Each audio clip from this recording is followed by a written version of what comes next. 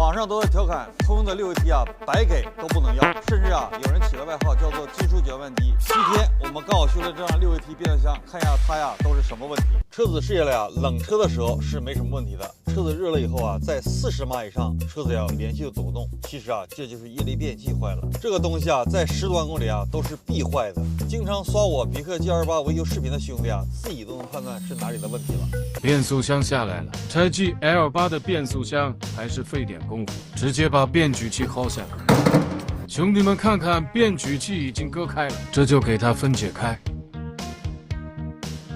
变矩器现在已经切开了，可以很明显发现啊，内部的直式磨压片已经完全磨没了，这也是造成车子抖动的主要原因。接下来啊，我们更换掉全新的磨压片，内部啊做个彻底的清洗，把变器焊回去，这台车抖动问题啊就可以彻底的解决了。通用的6AT除了今天我们修的这个液力变器啊非常容易坏，还有就是它变箱内部啊有一张薄薄的混动片，也是非常容易断的，这也是被称之为金属搅拌机的主要原因。别克君威、君越、G28车友建议你们点赞收藏此视频，因为啊我今天提到这些问题，你们的变速箱啊大概率也会出现这些问题。